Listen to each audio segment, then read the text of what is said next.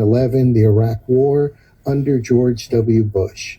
Now, she's not a Fox News host. She's not a social media influencer like most of the people in Trump's cabinet. She happens to have a PhD in political science and is considered a brilliant person when it comes to the understanding of foreign affairs and geopolitics. So all of Trump's influencers are not very helpful in this situation. So it turns out that he needed to connect to a Black person with expertise, which just seemed to me the ultimate irony for all he's done to try to discredit people. And for those of you who might be stumbling on this video, who think the war is going well in Iran, please take a look at another video I posted today. Colin Powell's chief of staff gives an eye-opening assessment of what the mainstream media or any media in the United States is not telling us. I think you'll be surprised. That's the video. Thank you for watching. See you in the next one. Many people online are saying that Donald Trump is now asking a black woman for help when it comes to the situation with Iran. Oh my God, I'm telling you, this is insane, it's crazy. And remember, a lot of people are reacting to this and some people are shocked. Oh my God. Some people are laughing and some people are saying this shows something very important. Oh my goodness. So guys, today we are going to talk about it because many people are saying that Black American must pay attention to this moment. Oh my God. Guys, let's dive in.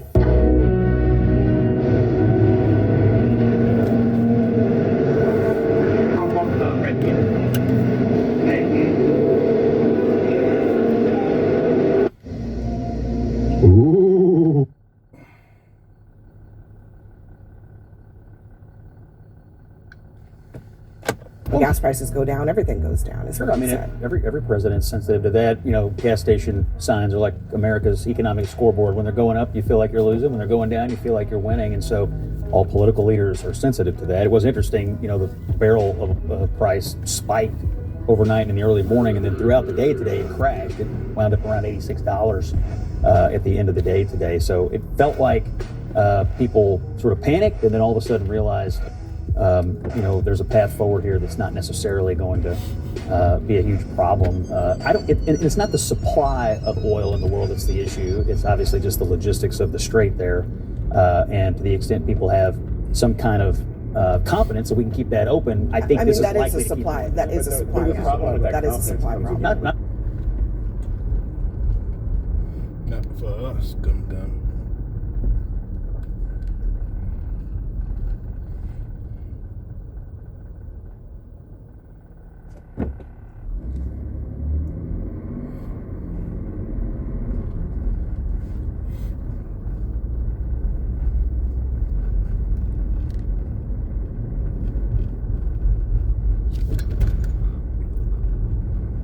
Very poorly. They really third world all the way, and we have a lot of great Cuban Americans, and I would say Marco fits very solidly into that category. And I might ask you to say a few words about, we were discussing it before, Cuba is a very different, they don't have energy, they don't have oil, but they would live off of the oil from Venezuela, and what they do have is very strong people and very powerful people militarily, and they would protect the people running Venezuela, and they would take in a lot of money from Venezuela. Now they don't have that. They won't be taking in any money. So, Marco, what do you think? Well, I mean, the fundamental problem in Cuba is that it's run by incompetent people that don't know what an economy looks like, much less a functioning one.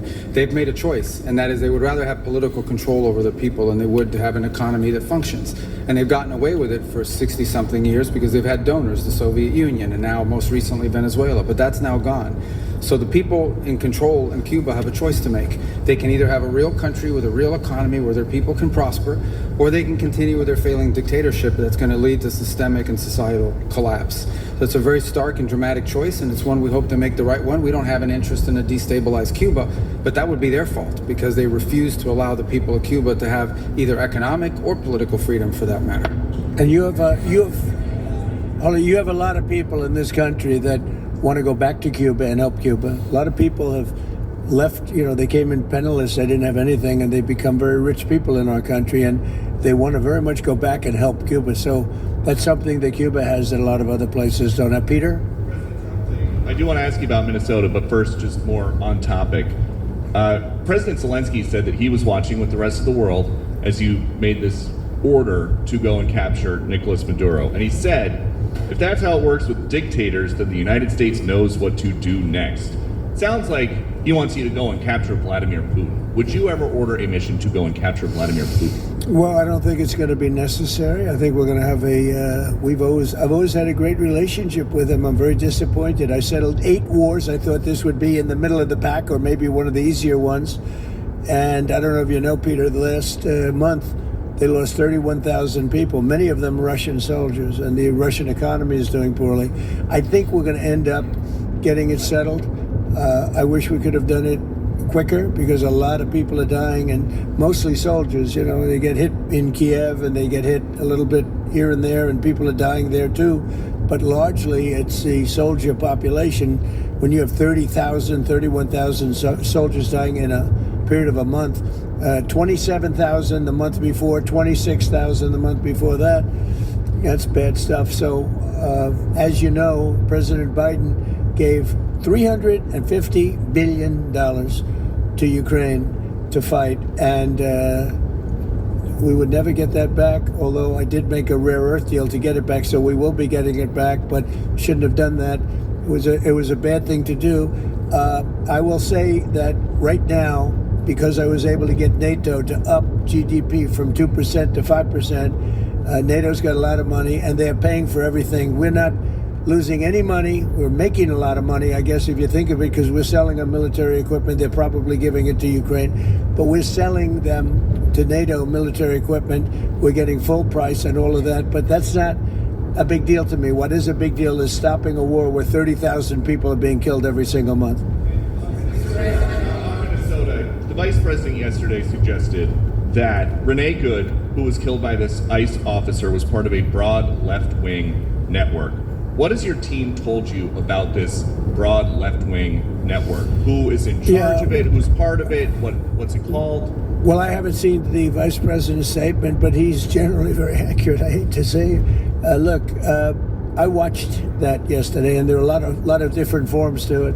But there was a woman screaming, "Shame, shame, shame, shame."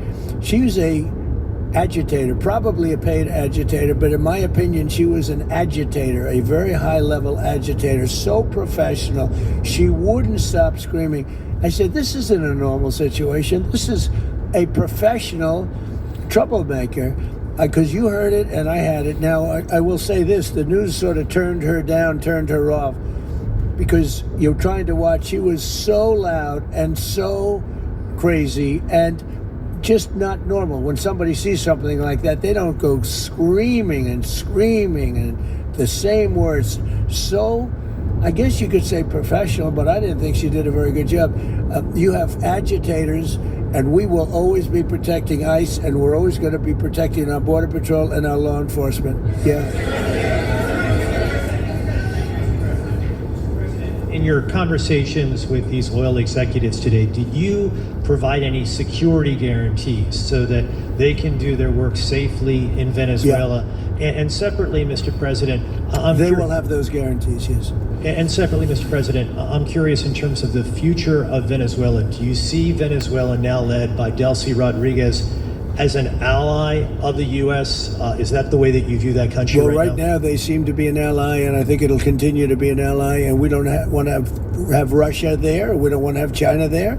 And by the way, we don't want Russia or China going to Greenland, which if we don't take Greenland, you're going to have Russia or China as your next door neighbor. That's not going to happen.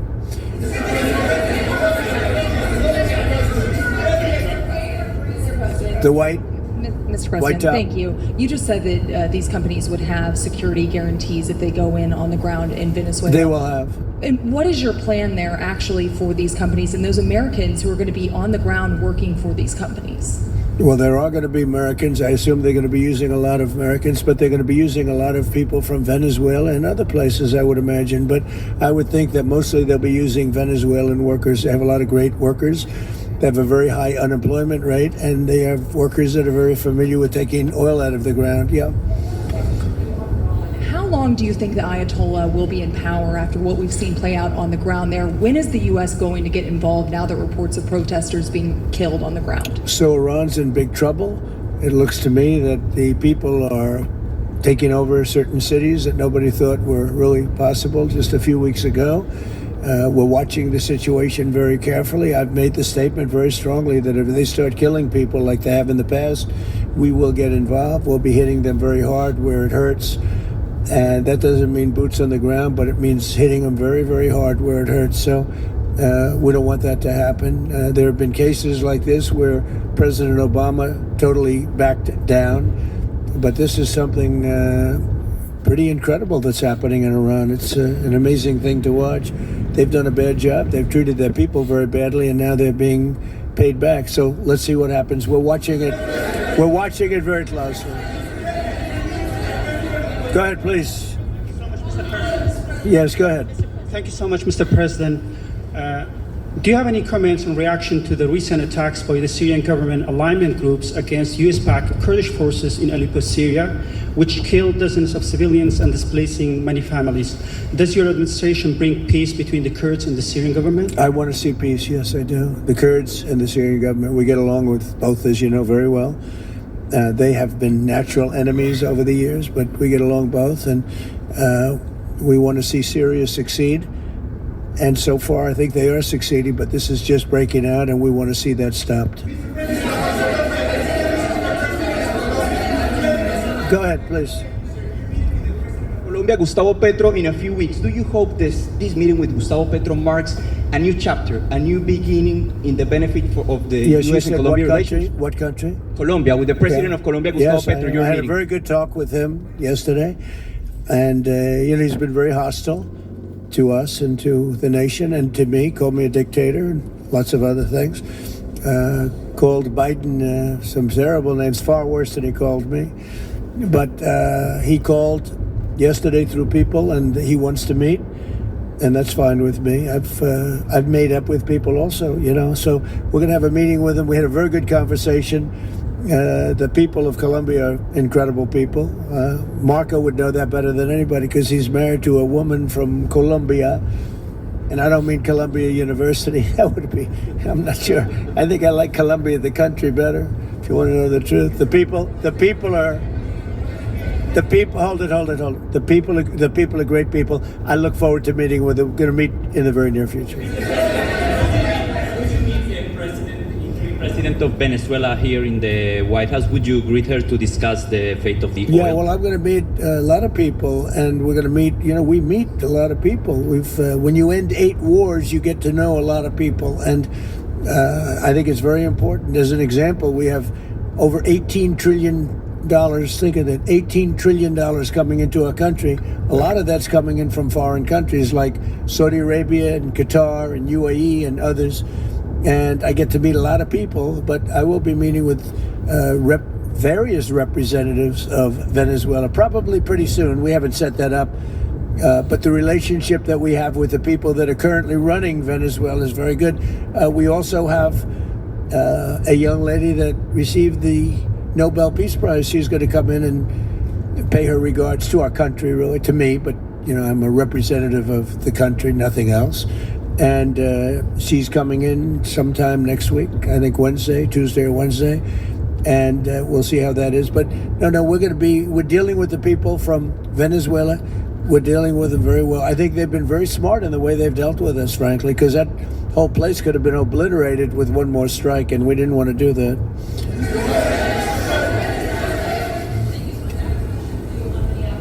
Venezuela and your meeting with Machado next week, if she gives you her Nobel Peace Prize, will that change your view about her running that country?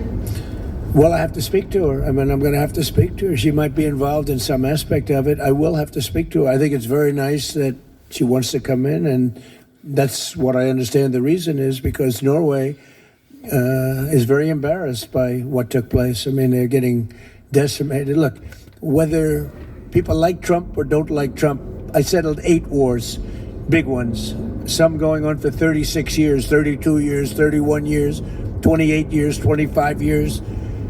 some just getting ready to start, like India and Pakistan, where already 8 jets were shot out of the air. And I got it done in rapid order without nuclear weapons. I can't think of anybody in history that should get the Nobel Prize more than me. And I don't want to be bragging, but nobody else settled wars. Obama got the Nobel Prize. He had no idea why. He still has no idea. He walks around, he says, I got the Nobel Prize. Why did he get a Nobel Prize? He got it almost immediately upon attaining office, and he didn't do anything, and he was a bad president. So, I mean, you should get the Nobel Prize for every war you stopped. These were major wars. These were wars that nobody thought could be stopped. President Putin called me and he said about 2 of the wars that he's been trying to stop them for 10 years. He wasn't able to do it. He couldn't believe it. So in theory, you should get the Nobel Prize for every war you stopped. Every one of them was major. But I don't care about that. What I care about is saving lives. I've saved tens of millions of lives. You know, the Prime Minister of Pakistan came here and he made a very public statement. He said that President Trump saved minimum 10 million lives having to do with Pakistan and India, and that was going to be raging. So, you know, but I'm honored that she's coming here. I look forward to meeting her, yes. Go ahead. The state officials there have said that the FBI is not sharing evidence with them. Typically, they would conduct a joint investigation, as you know. Do you believe that the FBI should be sharing evidence with state officials in Minnesota? Well, normally I would, but they're crooked officials. I mean, Minneapolis and Minnesota, what a beautiful place, but it's being destroyed. It's got an incompetent governor, fool. I mean, he's a stupid person. And it looks like the number could be $19 billion stolen from a lot of people, but largely people from Somalia. They buy their vote. They vote in a group. They buy their vote. They sell more Mercedes-Benzes in that area than almost... Can you imagine? You come over with no money and then shortly thereafter you're driving a Mercedes-Benz. The whole thing is ridiculous. So they're very corrupt people. It's a very corrupt state. I feel that I won Minnesota. I think I won it all 3 times. Nobody's won it since Richard Nixon won it many, many years ago. I won it all 3 times, in my opinion. And it's a corrupt state, a corrupt voting state. And the Republicans ought to get smart and demand on voter ID. They ought to demand maybe same-day voting and all of the other things that you have to have a safe election. But I won Minnesota 3 times and I didn't get credit for it. I did so well in that state every time. The people were crying every time after. That's a crooked state. California is a crooked state. Many crooked states. We have a very, very dishonest voting system. The last time I won, 24, the one that just took place, I won because it was too big to rig. You couldn't rig it. It was too big. But I won the state of Minnesota. It's a corrupt voting system with an incompetent governor, a very incompetent governor.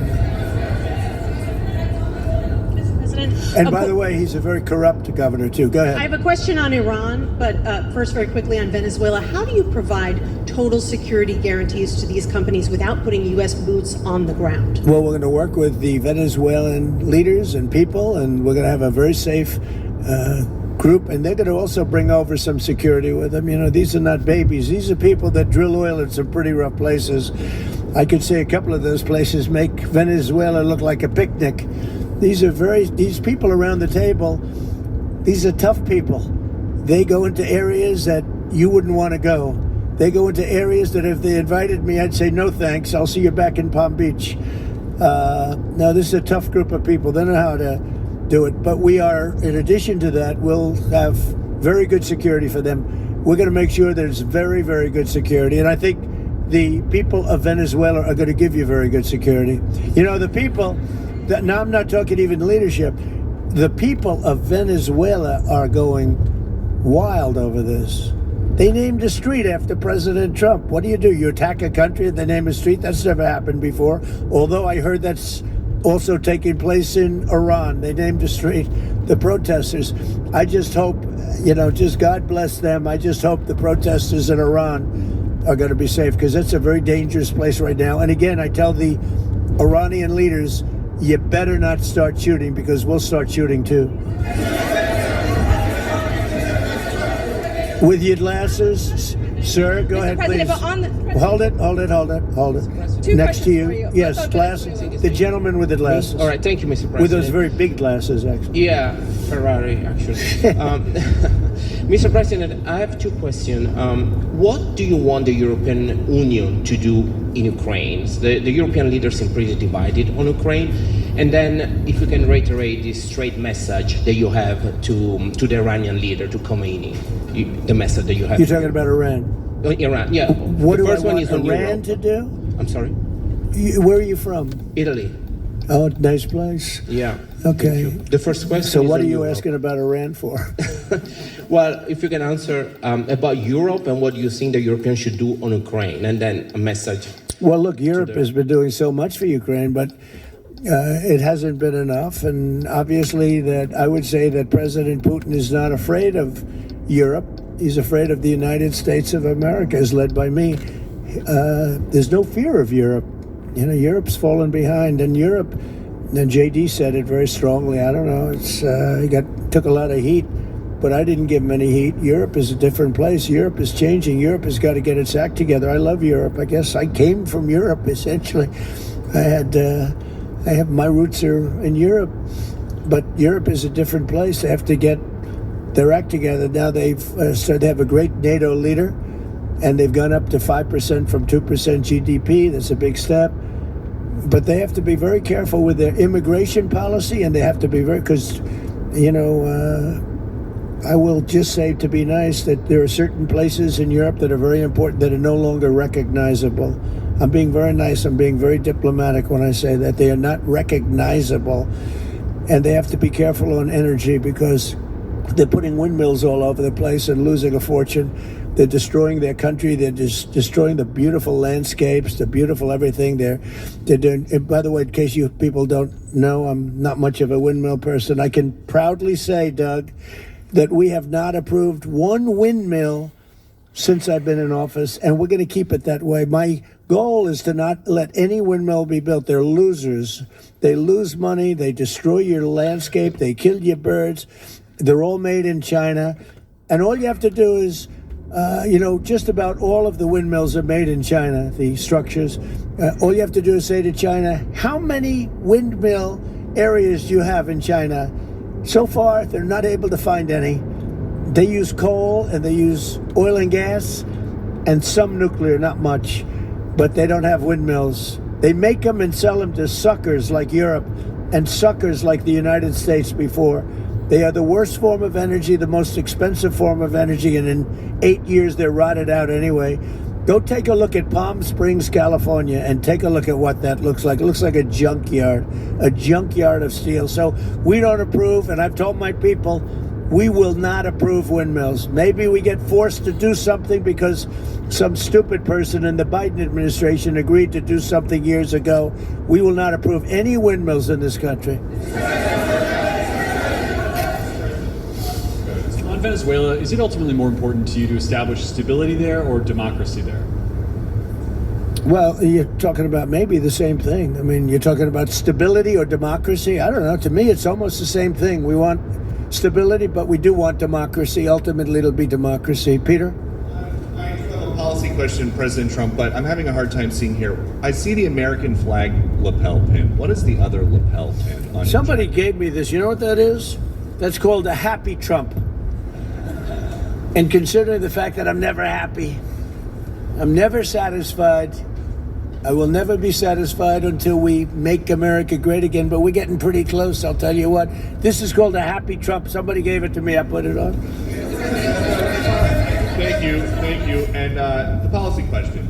How much money are you thinking of giving people in Greenland to get them on board with a possible U.S. I'm not talking about money for Greenland yet. I might talk about that. But right now, we are going to do something on Greenland, whether they like it or not, because if we don't do it, Russia or China will take over Greenland, and we're not going to have Russia or China as a neighbor. Okay?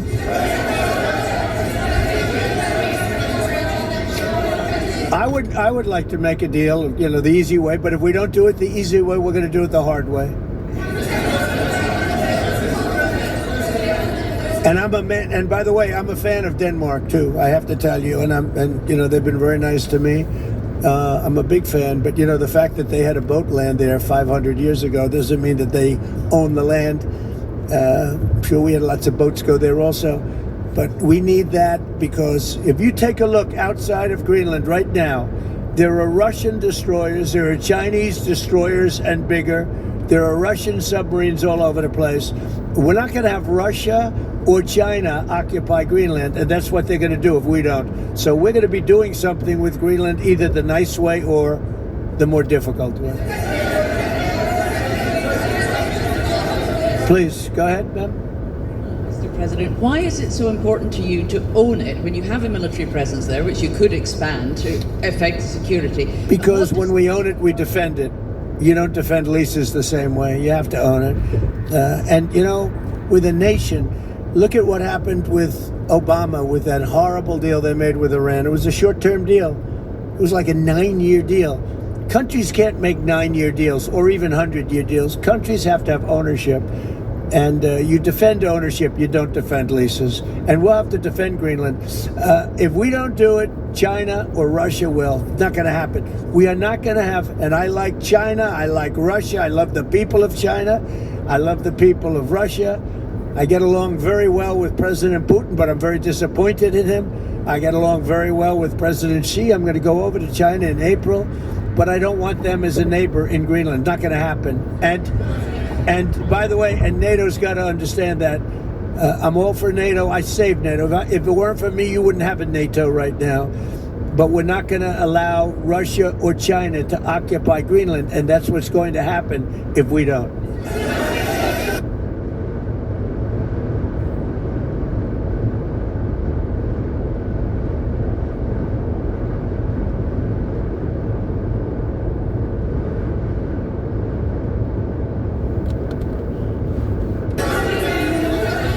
Go ahead. Mr. President, one, can you respond to that? And two, it was an amazing report. The most amazing thing is government jobs are way down, and yet the unemployment or the employment numbers are very good. We've gotten rid of tremendous numbers of federal government jobs. Nobody's ever seen anything like it.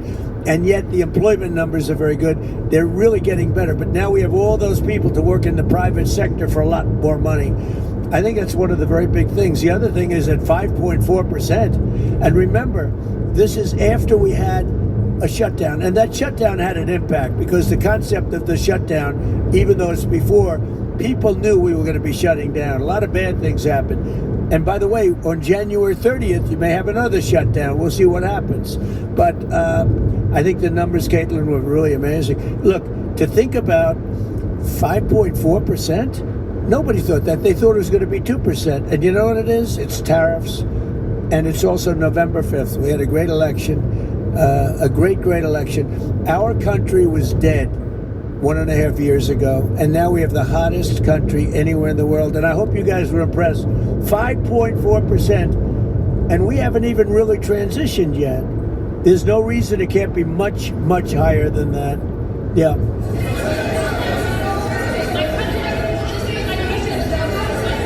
first off, can you respond to the manufacturing? Let's give CNN a chance. You know, they've been fighting so hard to get back into the mainstream. Mr. President, you posted some numbers actually on Truth Social last night. People saying you posted the job data early when you're not supposed to obviously share it till the next morning. Did you do that on purpose? No, I don't know. If they posted them, I said post them whenever you get a chance. I don't know. They gave me some numbers. When people give me things, I post them. But the numbers are amazing. Yeah, please. Does the administration plan to distribute the money from the Venezuela oil sales? Is it, well, obviously you say it's going to go into these controlled accounts. Yeah. Would it go back to Venezuela in a direct payment? Is it going through these goods? How do you plan to do that? Well, we want to make sure that Venezuela can survive. You know, Venezuela needs money, and we're going to make sure that they get money, and we're going to get money, and the oil companies are going to make something for the work they do, and they're going to get back their money. We're devising a formula, but it won't be so much of a formula. It's going to be what they need.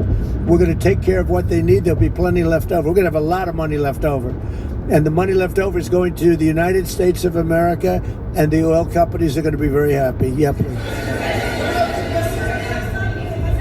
Thank you, Mr. President.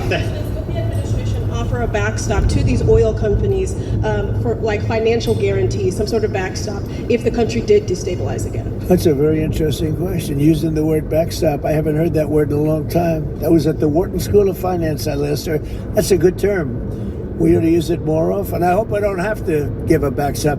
I'm just, look, these are very smart people, the smartest people. They're not only in oil and business. These are the biggest companies in the world sitting around this table. They know the risks. I mean, there are risks. We're going to help them out. We're going to make it real easy. They're going to be there for a long time. We're going to be there together for a long, long time. And they're going to be taking the oil and they're going to be bringing oil prices down. They're going to make a lot of money. They're going to get their money back. They're going to be safe. The people of Venezuela are going to be big beneficiaries, and the United States of America is going to be a big beneficiary for what we've done. And you know, one other thing I might say, it's also very big for national security because, again, just like Greenland, we can't have China or Russia occupy Greenland. We can't have China or Russia occupy Venezuela. And if we didn't do what we did, China or Russia would have been in Venezuela. I think I can, where's Mr. Chevron? So let me ask you, they would have been there if we didn't do this. Do you agree with that? They certainly have a lot of economic interest in country. There's absolutely no argument about that. They were trying to be there. I mean, you know, we had a Russia, I guess sort of I call it a semi-Russian ship yesterday that we took over, and Russia decided not to defend that ship against us. It's a big movement. The ship was loaded up with oil, and we took the oil, and it came out of that port.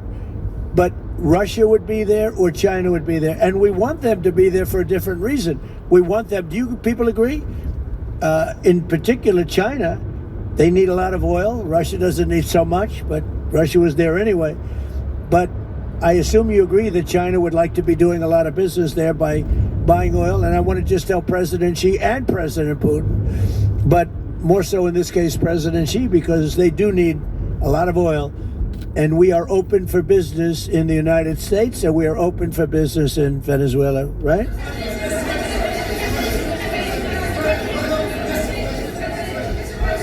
Go ahead, sure.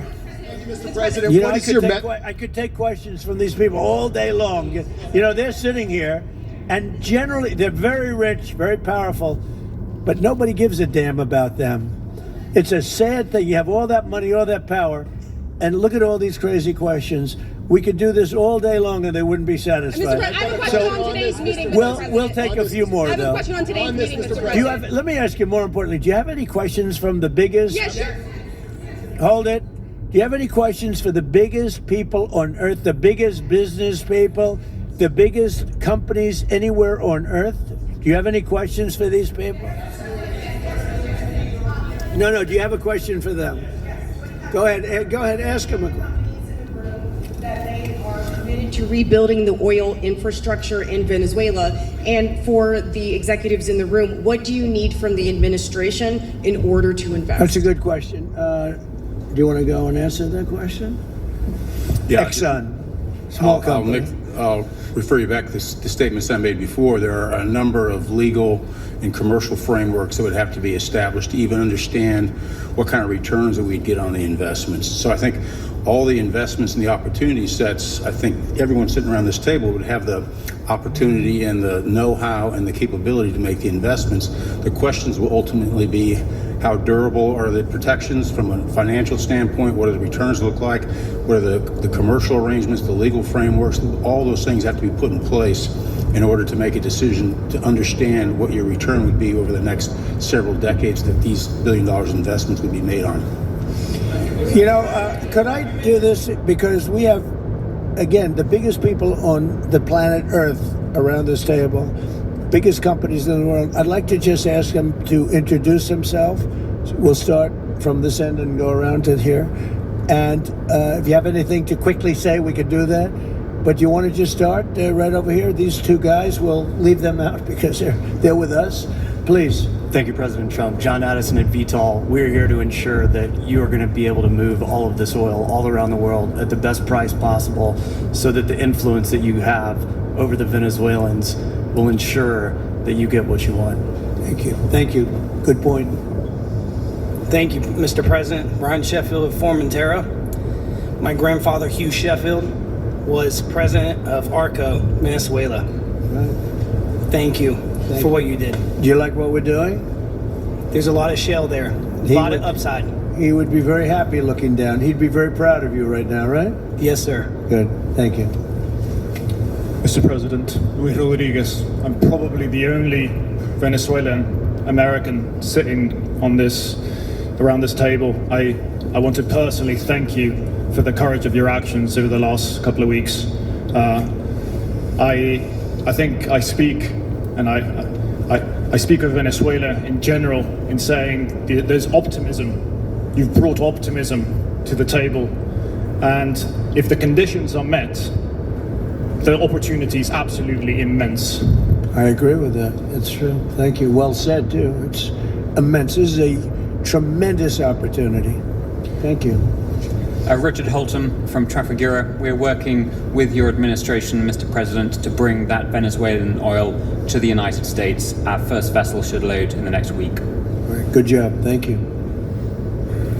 I think the reason that most of us are here and thinking about the future is because we trust you initially to set this program up that will work and guarantee that this can be done. And there's a huge investment that needs to be done. We've all agreed on that.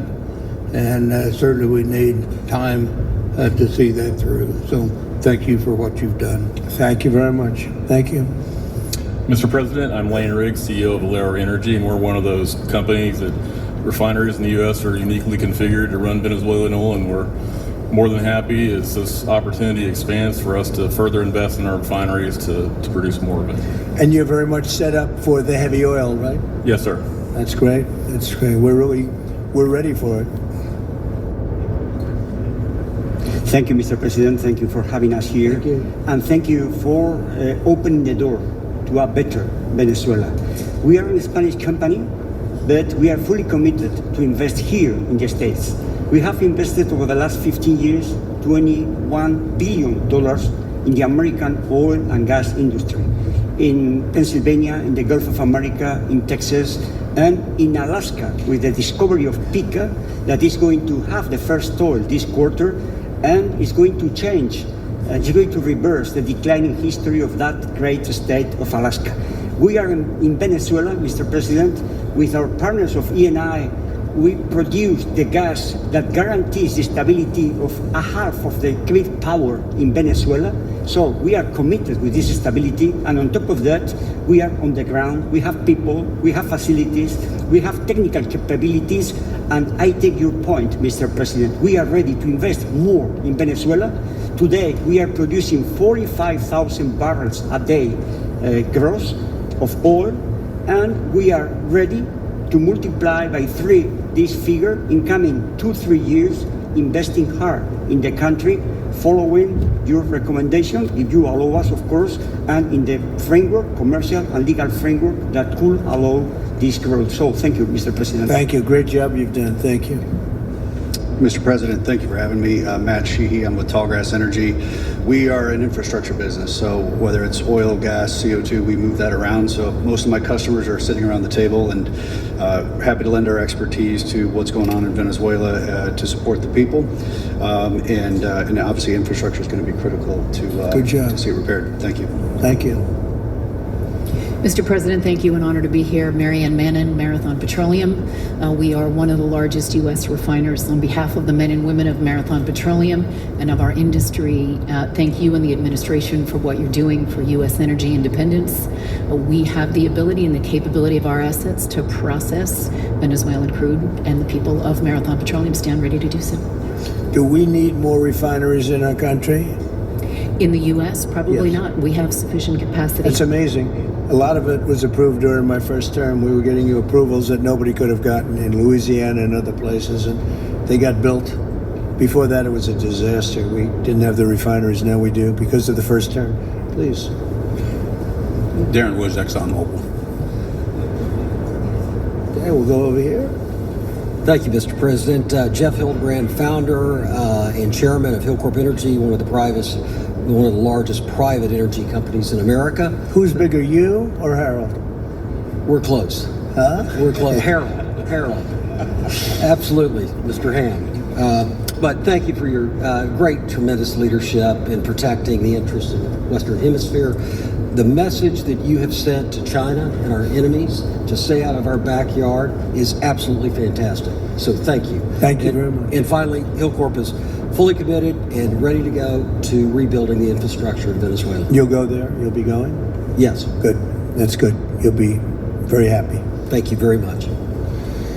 Thank you, Mr. President. Jeff Miller, CEO Halliburton Company. We are the largest American oilfield services company. We're the second largest in the world. Been in business over 100 years. Started operations in Venezuela in 1938. Long time in Venezuela.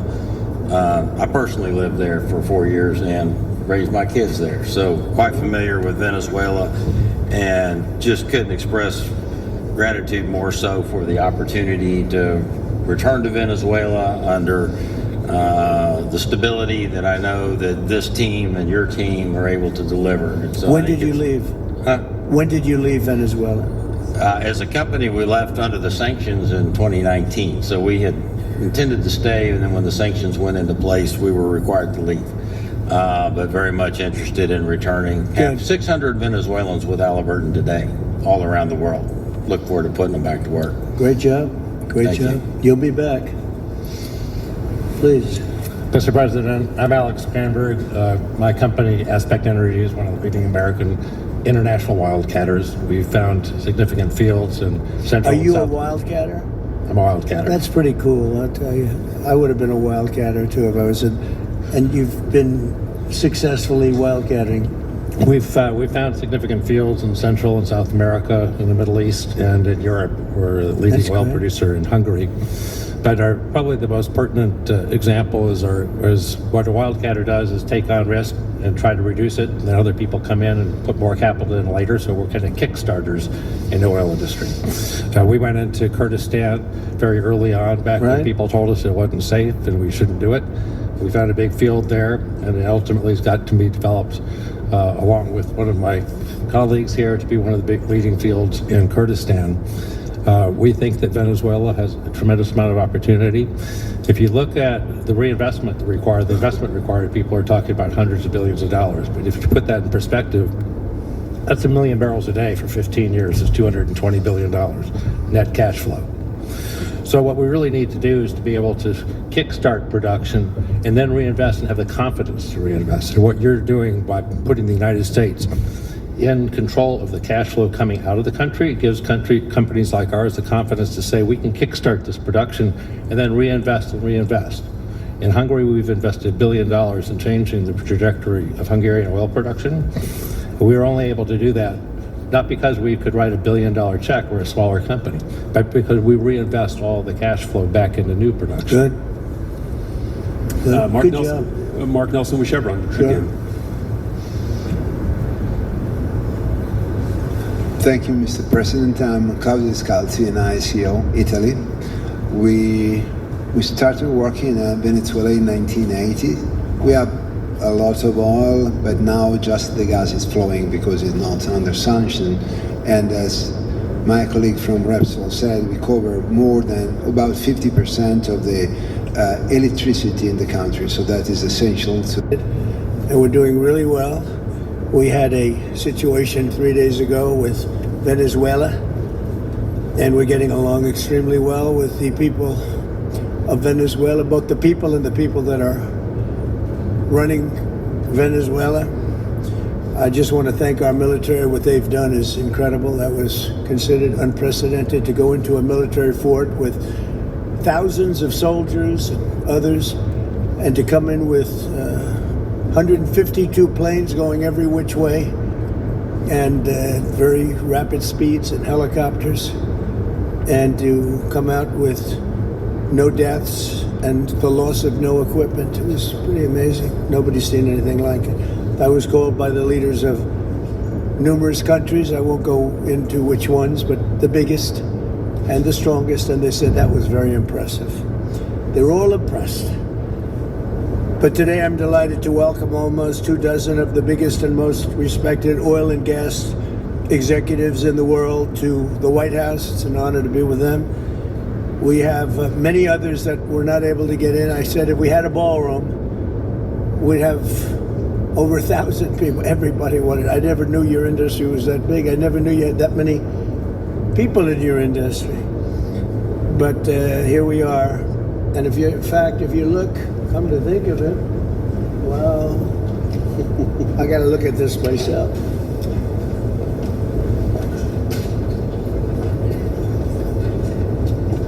Wow. What a view. This is the door to the ballroom. What a job. Unusual time to look, but I figure we might as well do it. If the fake news would like to go back and take a look, you can, but you'll see a very big foundation that's moving. We're ahead of schedule in the ballroom and under budget. It's going to be, I don't think there'll be anything like it in the world, actually. I think it's to be the best. We went from, this is, as you know, our biggest room, which would seat 100 for dinner, maybe, if you're lucky, if you're nice and tight. And the ballroom will seat many, and it'll also take care of the inauguration with bulletproof glass, drone-proof ceilings, and everything else, unfortunately, that today you need. So we're going to discuss how these great American companies can help rapidly rebuild Venezuela's dilapidated oil industry and bring millions of barrels of oil production to benefit the United States, the people of Venezuela, and the entire world. And yesterday, the number is 30 million barrels. I can't even, is that a correct number? 30 million barrels. Do you hear that, Peter? Of oil was given to us by Venezuela. That's a lot of oil. It's about $4 billion worth, and it's on its way to the United States right now. And we want to thank Venezuela for that. And we're working very well with them, obviously, or they wouldn't have been so generous. But they respect us again. They didn't respect us at all before. So that's money that goes to the United States. Some will go to Venezuela, and some will go to the oil companies, but not that, because that's already been extracted. So when you're not getting any of that, but when you start extracting, you'll get. But it's tremendous reserves, among the biggest in the world. Some people say it is the biggest in the world. And we're going to be working with Venezuela. We're going to be making the decision as to which oil companies are going to go in, that we're going to allow to go in. Going to cut a deal with the companies. We'll probably do that today or very shortly thereafter with Chris and Doug. And we're dealing with the country, so we're empowered to make that deal. And you'll have total safety, total security. One of the reasons you couldn't go in is you had no guarantees, you had no security, but now you have total security. It's a whole different Venezuela, and Venezuela is going to be very successful. And the people of the United States are going to be big beneficiaries, because we're going to be extracting, numbers of, in terms of oil, like, few people have ever seen, actually. So you're dealing with us directly. You're not dealing with Venezuela at all. We don't want you to deal with Venezuela. Let me thank Vice President J.D. Vance, who's doing a fantastic job. Secretary of State Marco Rubio, likewise a fantastic job. I have good people. I like them better than my first group. But we had a great, despite that, we had a great first term. We had some great people there too, by the way.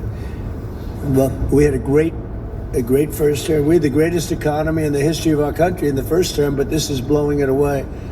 And you haven't seen anything yet. Everyone's been shocked by the numbers, 5.4% GDP.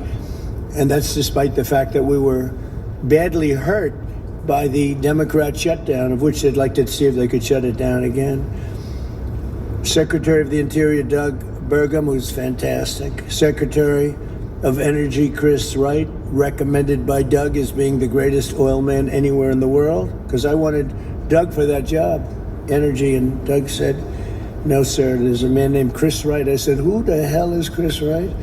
He said he's the most talented oil man anywhere in the world. I doubt you can get him, because typically oil men make a lot of money, and women. They make a lot of money, but Chris came. You took one of the greatest salary cuts probably in history, Chris, right?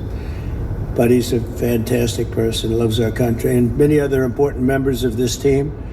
and I want to thank them for their efforts. As you know, last week the United States Armed Forces performed one of the most spectacular military operations in American history, apprehending the outlaw dictator Nicolas Maduro for his crimes against the United States, crimes for which he has now been indicted and is in federal court awaiting trial.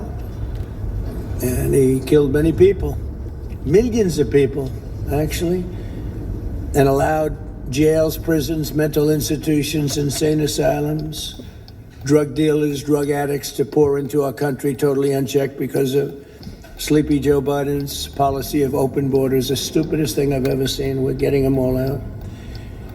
The departure of Maduro makes it possible an incredible future for both nations, Venezuela and the United States, in which we will more closely integrate the economies of two major energy powers in the Western Hemisphere. Energy coming out of Venezuela was very small. One of the things the United States gets out of this will be even lower energy prices. We have people now getting gasoline for $1.99, $1.96, $1.95, $1.92 yesterday, somebody. And it used to be $3.50, $4, $5 a gallon. Think of that.